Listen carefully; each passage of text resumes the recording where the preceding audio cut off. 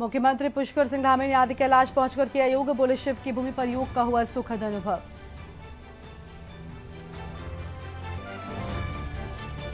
त्रिवेणी संगम पर बही योग की गंगा, सांसद त्रिवेंद्र सिंह रावत ने किया योग। योग नगरी ऋषिकेश में जगह जगह पर हुआ कार्यक्रम। अंतर्राष्ट्रीय योग दिवस पर बही योग धारा, पहाड़ से मैदान तक फिटनेस का मंत्र, बर्फ से लेकर पानी तक दिखी अंतर्राष्ट्रीय योग दिवस की धूम। उच्च हिमालयी क्षेत्रों में ट्रैकिंग के लिए बनी एसओपी, सहस्त्रताल ट्रैक हादसे के बाद हुआ तेजी से काम, मुख्यमंत्री ने दिए थे निर्देश। उत्तराखंड में बिजली की डिमांड बढ़ी, यूपीसीएल रोजाना 1 करोड़ यूनिट बिजली बाजार से खरीद रहा, 6.4 करोड़ यूनिट तक पहुंची है मांग। उत्तराखंड में बदला मौसम का मिजाज, देहरादून समेत प्रदेश के पर्वतीय क्षेत्रों में हुई जोरदार बारिश, प्रचंड गर्मी से लोगों को मिली राहत। आप देख रहे हैं के न्यूज, खबरों का सारथी। नमस्कार, आप देख रहे हैं के न्यूज इंडिया। मैं हूं आपके साथ गरिमा वाजपेयी और उत्तराखंड की खबरों की शुरुआत करते हैं कुछ खास खबरों के साथ में। पिथौरागढ़ में आज अंतर्राष्ट्रीय योग दिवस मनाया गया। उत्तराखंड के मुख्यमंत्री पुष्कर सिंह धामी ने इस दिन को पर्वतों के बीच पवित्र पार्वती सरोवर आदि कैलाश पिथौरागढ़ में मनाया। उन्होंने स्थानीय लोगों और पर्यटकों के साथ में योग किया है। पार्वती सरोवर के शांत वातावरण में योग करते मुख्यमंत्री धामी का चेहरा प्रसन्नता से खिल उठा। उन्होंने अपने योगाभ्यास के जरिए संदेश दिया कि योग न सिर्फ शरीर और मन को स्वस्थ रखता है बल्कि हमें प्रकृति से भी जोड़ता है। पार्वती सरोवर की पवित्र पानी और पहाड़ों के शांत वातावरण में योग करने का अनुभव सुखद रहा है। और वक्ष स्थल को फैलाएं। उदर की निचली मांसपेशियों को दबाव पूर्वक अंदर बाहर करते हुए श्वास की सांस लें और वक्ष स्थल को फैलाएं। उदर की निचली मांसपेशियों को दबाव पूर्वक अंदर बाहर करते हुए श्वास छोड़ें और ग्रहण करें। सक्रियता पूर्वक श्वास छोड़ना है और निष्क्रियता पूर्वक उच्छ्वास करना है।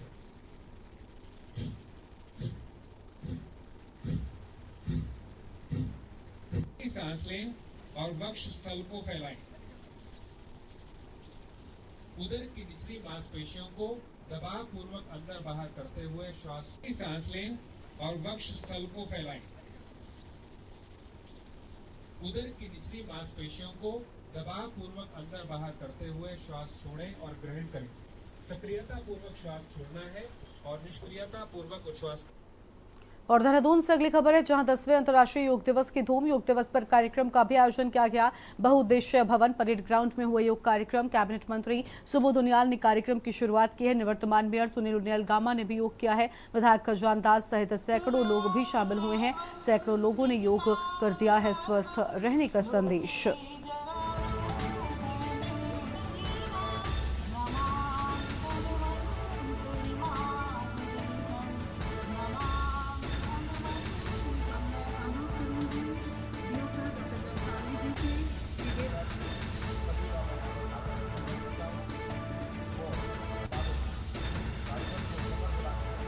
तो ये बड़ी जानकारी आपको हम बता रहे हैं, जहां विधायक खजान दास भी मौजूद रहे हैं। सैकड़ों लोगों को योग करने का संदेश भी दिया गया है।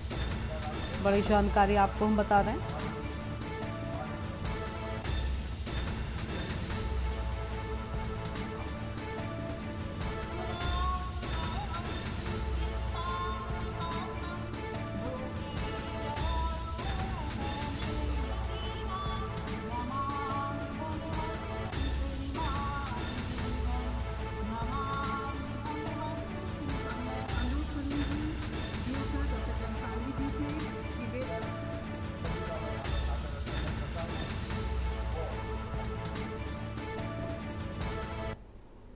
योग नगरी ऋषिकेश में जगह जगह पर योग दिवस पर कार्यक्रम। अंतर्राष्ट्रीय योग दिवस के अवसर पर योग की राजधानी ऋषिकेश में गंगा तट पर योग की गंगा बही। त्रिवेणी संगम तट सहित ऋषिकेश के विभिन्न स्थानों पर योग प्रेमियों ने योग करके आज के दिन को विशेष बनाया है। हरिद्वार सांसद त्रिवेंद्र सिंह रावत ने त्रिवेणी घाट पर बीजेपी कार्यकर्ताओं के साथ में योग किया है।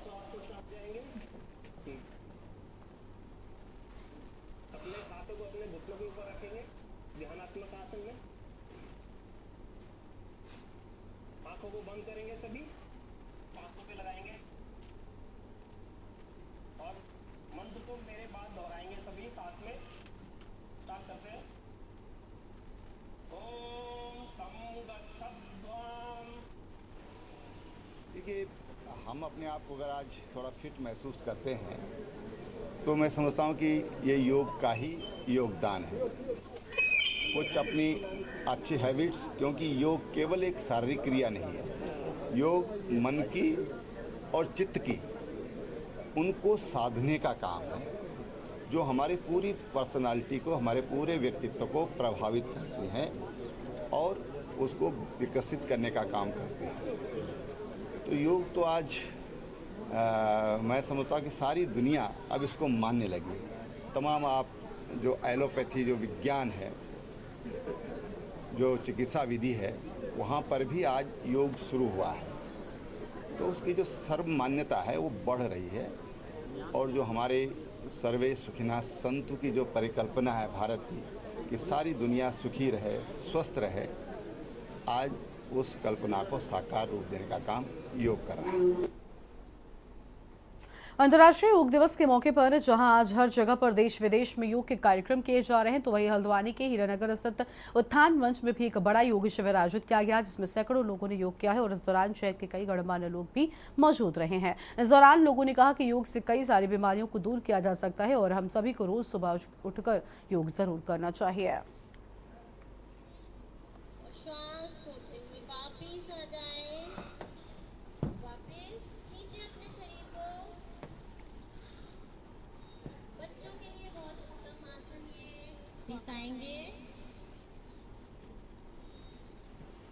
सभी लोगों को योग करना चाहिए क्योंकि योग से निरोगी रहता है आदमी। देखिए, योग जो है जब स्वस्थ रहेगा तभी मन प्रसन्न रहेगा। स्वास्थ्य के लिए सब चीज़ के लिए ज़रूरी है। ये हमारे बहुत बड़े हमारे लिए गर्व की बात है। जब से हमारे माननीय प्रधानमंत्री मोदी जी ने चार्ज लिया तो सबसे पहले उन्होंने विश्व को एक संदेश दिया कि स्वास्थ्य के लिए योग बहुत ज़रूरी है। तो योग 21 जून को योग दिवस मनाया जाता है। आज उसी की परंपरा को हम लगातार निभा रहे हैं। आज ही जो है सब में बड़ा दिन भी होता है उत्तरी गोलार्ध का, इसलिए भी योग करना बहुत ज़रूरी है। और इसके साथ साथ जैसे आज देखें पूरे विश्व में जो रामदेव ने लहर चलाई है, उस लहर का इतना फ़ायदा है कि लोगों का जो मेडिकल का बजट है वो 1/4 रह गया है कि रोज़ योग करें जिससे स्वास्थ्य भी ठीक रहेगा। देखिए, सर्वप्रथम सभी को अंतर्राष्ट्रीय योग दिवस की हार्दिक शुभकामनाएं हैं। जिस प्रकार से हमारे प्रधानमंत्री आदरणीय नरेंद्र मोदी जी ने पूरे विश्व पर योग को एक पहचान दिलाई है और पूरा विश्व आज के दिन को अंतर्राष्ट्रीय योग दिवस के रूप में मना रहा है। हम सब लोगों को योग करना चाहिए, योग को अपने जीवन का सलीका बनाना चाहिए और युवाओं ने खासकर आज जो हमने कार्यक्रम इसी रखा है कि जागरूकता युवाओं पे जानी चाहिए और सब वरिष्ठ जनों के साथ हमने कार्यक्रम करा है और पूरे साल हम सब लोग योग को अपनाएंगे, योग को आगे लेकर चलेंगे और अपने जीवन को स्वस्थ रखेंगे, फिट इंडिया की मुहिम को आगे बढ़ाएंगे। धन्यवाद। अंतर्राष्ट्रीय योग दिवस का भव्य कार्यक्रम बागेश्वर में भी सरयू नदी के किनारे ऋषिमार्ग कांडे पर आयोजित किया गया और कार्यक्रम में पतंजलि के बागेश्वर जिला स्तरीय कार्यकर्ता, बीजेपी के कार्यकर्ता और प्रदेश स्तरीय ग्राम सड़क योजना के उपाध्यक्ष शिव सिंह पिष्ट बतौर मुख्य अतिथि के तौर पर मौजूद रहे हैं। कितना काम था उनके बाद, कितना सुबह से शाम तक कितने बिजी थे वो।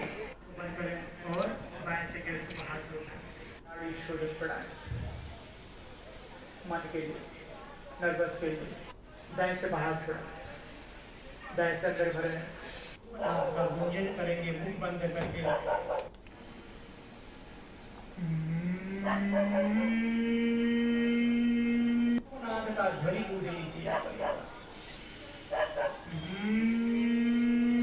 ध्वनि देव जी को उनका भी सम्मान शुभकामनाएं प्रेषित करती हूँ अपने जनपद वासियों को, अपने राज्य के वासियों को, अपने देश के वासियों को और पूरे विदेश वासियों को भी, सबको, सभी पूरे विश्व को अंतर्राष्ट्रीय योग दिवस की बहुत बहुत शुभकामनाएं, बधाई। हमें पता है योग हमारे लिए कितना आवश्यक है और ये हमारे शरीर को ऊर्जावान बनाए रखने के लिए बहुत ज़रूरी है। मैं यही चाहती हूँ कि योग करते रहें, योग करके आप अपने जीवन में सुख समृद्धि लाएं, अपने शरीर को निरोगी बनाएं, अपनी एनर्जी को बचाए रखें और कंजर्व करें और उसको पॉजिटिव वे में अपनी एनर्जी को लगाएं। देशवासियों को, प्रदेशवासियों को अंतर्राष्ट्रीय योग दिवस की ढेर सारी शुभकामनाएं, बधाई देता हूं और निश्चित रूप से मैं कह सकता हूं कि अंतर्राष्ट्रीय स्तर पर भारत का विश्व व्यापक योग को ले जाने के लिए जो हमारे योग गुरु रामदेव बाबा और अपने देश के यशस्वी प्रधानमंत्री नरेंद्र मोदी जी का भी बहुत बहुत धन्यवाद करूंगा, क्योंकि जो हमारी धरोहर थी, जो भारतीय धरोहर को आज विश्व स्तर पर उजागर करने का काम इन्होंने करा। आज पूरा विश्व के लगभग 200 देश इस योग दिवस को मना रहे हैं। ये हमारे लिए बहुत गर्व की बात भी है और मैं मानता हूँ कि एक योग करके एक स्वस्थ शरीर और स्वस्थ मस्तिष्क भी हमारे पास रहता है। और निश्चित रूप से मैं कह सकता हूँ कि योग के माध्यम से हम जहाँ अपने शरीर को स्वस्थ रखने का काम कर सकते हैं। और आज क्योंकि 21 जून और सबसे बड़ा दिन भी आज है, लंबा दिन भी है, और मैं मानता हूँ कि इस लंबे दिन की तरह सभी लोग योग करके उनकी भी आयु सबकी लंबी हो। मुख्यमंत्री पुष्कर सिंह धामी ने मुख्यमंत्री आवास देहरादून में उच्च अधिकारियों की बैठक ली है। बैठक में अधिकारियों के निर्देश दिए हैं कि कानून व्यवस्था का सख्ती से पालन कराया जाए, राज्य में रह रहे बाहरी लोगों को सघनता से सत्यापन किया जाए। मुख्यमंत्री ने अधिकारियों को सख्त निर्देश दिए जो कि बाहरी व्यक्ति राज्य में जमीन खरीदने के लिए आ रहे हैं, वो किस उद्देश्य से जमीन खरीद रहे हैं, इसकी भी जानकारी इकट्ठा की जाए।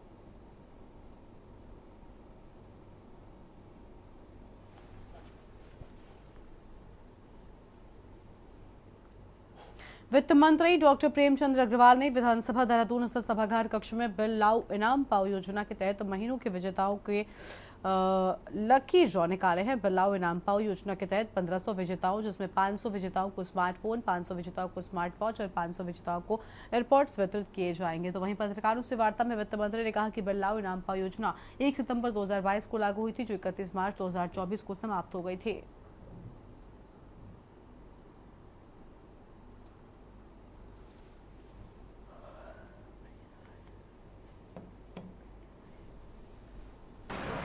सितंबर 2022 से शुरू हुई बिल लाओ इनाम पाओ स्कीम का आज अंतिम ड्रॉ यानी 17वां ड्रॉ आज हम लोगों ने यहाँ निकाला है।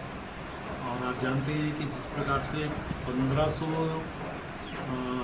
लाभार्थियों को इसमें इनाम मिलते हैं, 500 स्मार्टफोन, 500 स्मार्ट वॉचेस और 500 एयरपोर्ट्स हम लोग देते हैं। तो मैं सबको पहले बधाई दे रहा हूँ जिन 1500 लाभार्थियों को ये सब इनाम यहाँ मिल रहे हैं।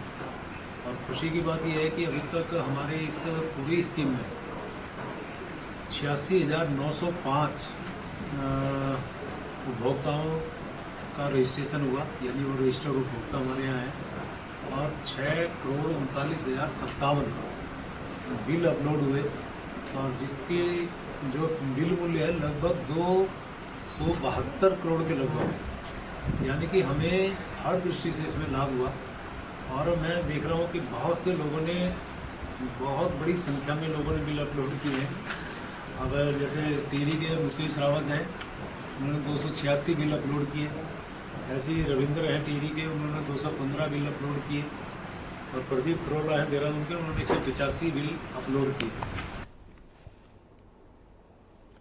शुक्रवार की सुबह देहरादून के महल चौक में कैबिनेट मंत्री गणेश जोशी की गाड़ी दुर्घटना का शिकार हो गई जब एक अज्ञात वाहन अचानक फ्लाइट आपको बता दें कि फ्लीट के आगे आ गया। हादसे के बाद मंत्री गणेश जोशी को दून अस्पताल लाया गया है, जहां डॉक्टरों ने बताया कि इस घटना में मंत्री गणेश जोशी को कोई चोट नहीं आई है। बताया जा रहा है कि अज्ञात वाहन को बचाने के लिए लगाए गए इमरजेंसी ब्रेक के चलते यह हादसा हुआ है।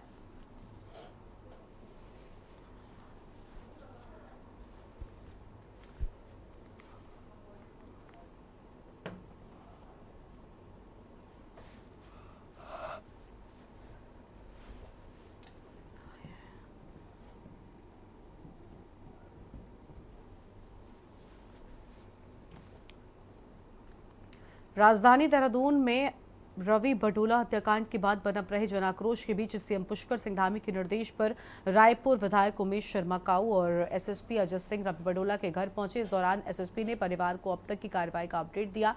हत्यारोपियों पर गैंगस्टर लगाकर अवैध संपत्ति फ्रीज करने का भरोसा भी दिलाया है। एसएसपी ने कहा कि आरोपियों के अवैध मकान मामले में नगर निगम और राजस्व विभाग की जांच चल रही है।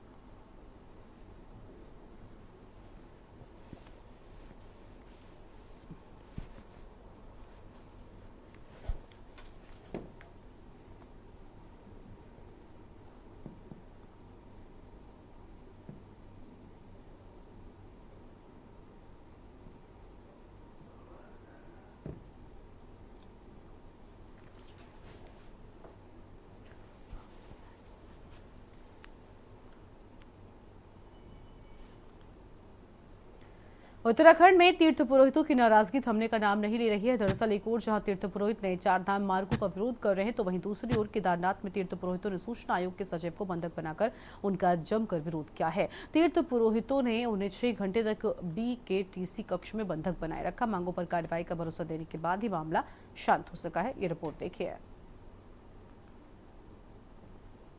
उत्तराखंड में उपचुनाव की तैयारियों में जुटी धामी सरकार की टेंशन तीर्थ पुरोहितों की नाराजगी ने बढ़ा दी है। दरअसल केदारनाथ में तीर्थ पुरोहितों ने सूचना आयोग के सचिव को बंधक बनाकर उनका जमकर विरोध किया।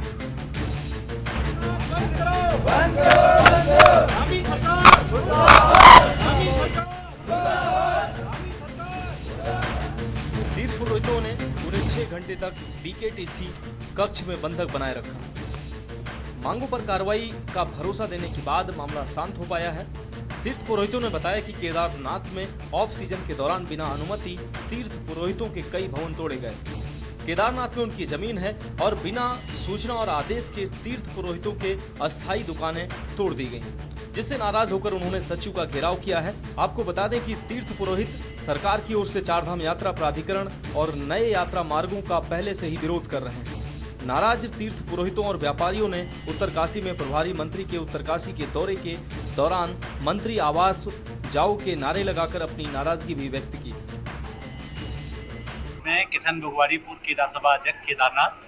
आज यहाँ पर अरविंद पांडे जो अपने को जो है केंद्रीय ये उत्तराखंड का सचिव बता रहे हैं, और पूर्व में इनके द्वारा यहाँ पर आकर के एक गुंडागर्दी के रूप में ही मैं कहूँगा कि तमाम लोगों के भवन को जो है क्षतिग्रस्त करवा दिया, JCB लगवा दी, बुलडोजर लगवा दिए। लेकिन आज हमने इनको जो है, ये तो भगवान भोलेनाथ की कृपा हुई, ये उस टाइम यहाँ से भाग गया था जब इसने हमारे मकानों को क्षतिग्रस्त किया, तोड़ा और पूरे यहाँ खुदाई कर दी। आज हमने जो है पुनः इसको यहाँ पर आने पर हमने इसको बंदी बनाया, और इससे हम ये जानना चाह रहे हैं कि किस आदेश के अनुसार आपके पास क्या लिखित ऑर्डर था, किसका आदेश था जिसके आदेश के अनुसार आपने हमारे भवनों के साथ छेड़खानी की, हमारे केदारनाथ में ऑफ सीजन में छेड़खानी की, जबकि यहाँ पर किसी भी उसको जो है छेड़खानी करने से पहले, किसी भी भवन स्वामी को तो उसको तोड़ने से पहले, भवन को तोड़ने से पहले उस भवन स्वामी को सूचित किया जाता है। हमारा तो ये तो आप सभी को अवगति है कि हमारे माननीय मुख्यमंत्री जी द्वारा जो हमारी 4 धाम की यात्रा है और सदियों से चली आ रही है, दशकों से चली आ रही है, और उसका मुख्य जो पड़ाव है हरिद्वार ऋषिकेश से माँ यमुना, गंगा और केदार घाटी और बद्री विशाल वापस हरिद्वार। लेकिन विशेष सूत्रों से ज्ञान तो हुआ है कि हमारे जो वर्तमान मुख्यमंत्री हैं श्री पुष्कर सिंह धामी जी, उनका अभी जो है प्रोग्राम हो रहा है कि हम यात्रा रामनगर से शुरू करेंगे और वहाँ से आपका केदार, बद्री, और अगर लास्ट में किसी को आना होगा यमुनोत्री और गंगोत्री तब आएंगे। नहीं तो ये जो है 4 धाम का जो सदियों से चल के आ रखा है, ये पूर्व वेदों में भी वर्णित है कि सबसे पहले जब पैदल यात्रा चली थी तब भी जो है ऋषिकेश और हरिद्वार से शुरू हुई थी, और उसके बाद जब वाहन शुरू हुए तब भी वहीं से चली है। तो ये कौन होते हैं जो ये 4 धाम का जो रूट है उसको चेंज करने वाले? यात्रा का जो रजिस्ट्रेशन की प्रक्रिया थी वो इतनी जटिल बना दी गई प्रशासन के द्वारा, जिससे यहाँ हजारों यात्रियों को रुकना पड़ा, 10-10 दिन इंतजार करने के बाद उनको बिना दर्शन के वापस जाना पड़ा।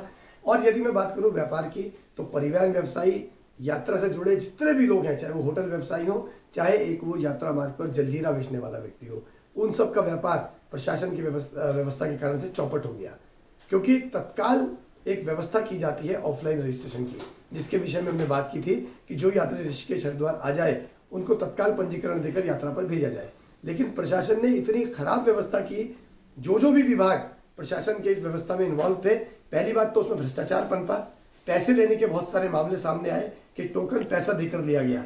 उसके बावजूद यहाँ पर यात्रियों को उस खराब व्यवस्था के कारण 10 दिन 12 दिन तक रुकना पड़ा, दर्शन के बिना वापिस हो गए।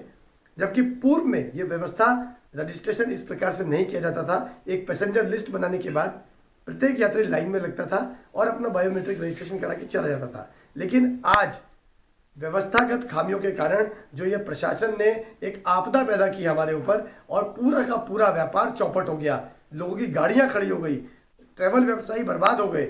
ये सब की सब सरकार और प्रशासन की नाकामी है। आपको बता दें कि धामी सरकार 4 धाम यात्रा के संचालन के लिए अब नए मार्गों पर विचार कर रही है। मुख्यमंत्री पुष्कर सिंह धामी ने चारधाम यात्रा को कोट द्वार से संचालित करने की संभावनाओं को तलाशने के निर्देश भी दिए हैं। इसके साथ ही यात्रा प्राधिकरण के गठन की कार्रवाई भी चल रही है। प्राधिकरण गठन के पीछे सरकार का मुख्य उद्देश्य यही है कि प्रदेश में बढ़ते धार्मिक सामान्य पर्यटन के मद्देनजर राज्य के पास एक ऐसी संस्था हो जो इन सभी जिम्मेदारियों तैयारियों का सही से निर्वहन कर सके। हालांकि सरकार के इन सभी फैसलों का तीर्थ पुरोहित विरोध कर रहे हैं, वहीं इस मुद्दे पर अब आरोप प्रत्यारोप का दौर भी शुरू हो गया है। कि एक बार उन लोगों के साथ बैठकर बातचीत होनी चाहिए कि आखिर क्यों उनको ऐसा करना पड़ रहा है, क्योंकि मैं भी अखबार पढ़ रहा हूँ, मीडिया में देख रहा हूँ, तो उनका ये भी कहना है कि कुछ कामों में बहुत विलंब हुआ है। तो अगर वह कामों में विलंब हुआ है तो कामों में तेजी लानी चाहिए। लोगों के कुछ सुझाव हैं तो उन सुझावों को भी मानना चाहिए। और वहाँ मेरा तीर्थ पुरोहितों से ये भी कहना है, क्योंकि यात्रा चरम पर है, इस समय कोई भी नकारात्मक वातावरण बनाना कहीं ना कहीं इस यात्रा को प्रभावित करेगा, तो थोड़ा संयम के साथ उनको भी काम लेने की आवश्यकता है और सरकार के साथ तालमेल बिठाकर आगे बढ़ें। और सरकार निश्चित तौर पर उनकी भावनाओं के अनुरूप वहाँ पर काम करना चाहेगी, उसमें कोई दो राय नहीं है। तो बैठेंगे और बात करेंगे, उसका समाधान करेंगे। बहुत ज़्यादा आंदोलन की आवश्यकता नहीं है, आंदोलन होने की जरूरत नहीं है। अपनी बात रखें, हमारे विधायक वहाँ पर हैं, हमारा बद्रीनाथ केदारनाथ टेम्पल कमेटी हमारी है, उसके माध्यम से बात रखी जा सकती है। वो सीधे मुख्यमंत्री से बात कर सकते हैं। हमारे मुख्यमंत्री बड़े सहज हैं, लगातार बातचीत करते हैं। देखिए, केदारनाथ में पुनर्निर्माण के नाम पर भाजपा सरकार बड़े बड़े दावे करती रही है, लेकिन जमीनी हकीकत ये है कि वहां पर तीर्थ पुरोहित लगातार इसका विरोध कर रहे हैं। स्थानीय व्यापारी भी इसका विरोध कर रहे हैं कि निर्माण कार्य तो पहले हरीश राव जी की सरकार में हो गए थे, अब उनको जो है दोबारा से जो है तोड़ करके बनाया जा रहा है कि जिससे जो है नाम पट्टिकाएं बदली जा सके। सारा नाम का खेल है। अनावश्यक रूप से जो है जो वहां पर छेड़छाड़ हो रही है, स्थानीय जो हक हकूकधारी उनको भी विश्वास में नहीं लिया जा रहा। तीर्थ पुरोहितों के जो आवास थे उनको भी जो है वहां से दूसरी जगह शिफ्ट करने का जो प्रयास जो हो रहा है। कई चीजें हैं धरातल पर, आप देखेंगे मनमानी है वहां जो प्रशासन की और सरकार की, उसका विरोध हो रहा है। ये सरकार जो है तानाशाही से जो है काम करती है। कुल मिलाकर बद्रीनाथ में होने जा रहे उपचुनाव से पहले तीर्थ पुरोहितों की नाराजगी ने सरकार की चिंता और बढ़ा दी है। वहीं धामी सरकार की ओर से चारधाम यात्रा के नए मार्गों और यात्रा प्राधिकरण के गठन से पहले ही इसका विरोध शुरू हो गया है। साथ ही तीर्थ पुरोहितों की नाराजगी मंत्रियों और अधिकारियों को भी भारी पड़ रही है। ऐसे में अब सवाल ये है कि क्या तीर्थ पुरोहितों की नाराजगी भाजपा को भारी पड़ेगी? आखिर बार बार क्यों तीर्थ पुरोहितों की नाराजगी सामने आ रही है? क्या बिना संवाद के सरकार फैसले ले रही है? समय पर इलाज शुरू होने से गंभीर बीमारी से ग्रसित बीमार व्यक्ति के जीवन को भी बचाया जा सकता है। कुछ ऐसा ही मामला देहरादून के रहने वाले 44 वर्षीय विक्रम सिंह रावत का है। एम्स के अनुभवी थोरेसिक सर्जन डॉक्टर ने न केवल विक्रम की छाती पर मेजर सर्जरी कर 3 किलो 200 ग्राम का विशालकाय ट्यूमर निकालने में सफलता हासिल की है। पिछले 1 साल से बीमार चल रहे इस रोगी को नया जीवन भी प्रदान किया है।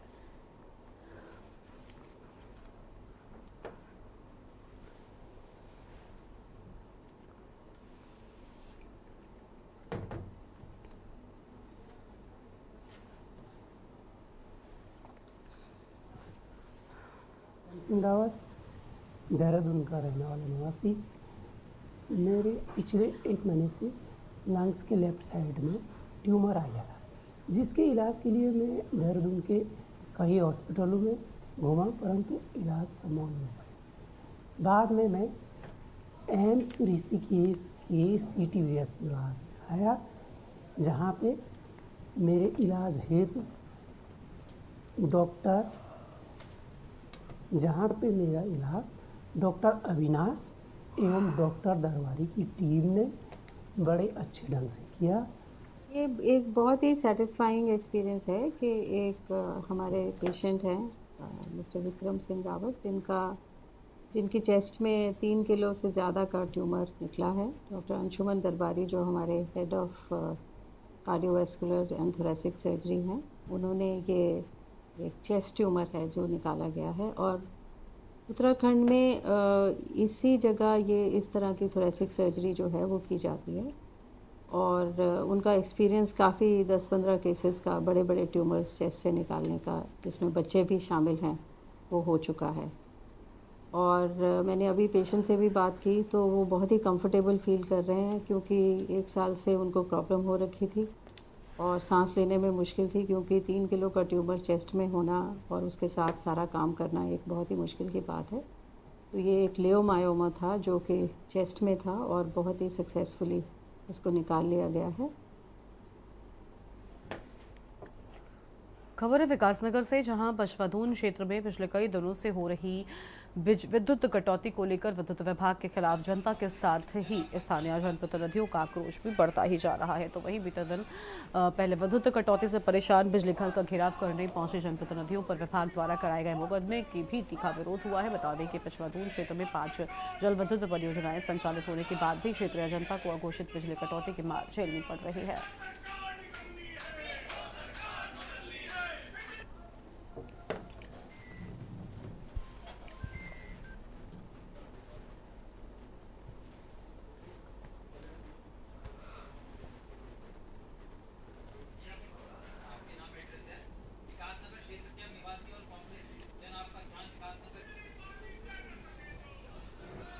दरअसल क्षेत्र में बिजली पानी की जो किल्लत है उसने लोगों का जीना मुश्किल कर दिया है। और अभी कल ही की बात है, तमाम जब बिजली कटौती हो रही उससे गुस्साए नागरिकों ने। और इस बुलेटिन में इतना ही। आप देखते रहिए न्यूज़ इंडिया। नमस्कार। आप देख रहे हैं के न्यूज़, खबरों का सारथी।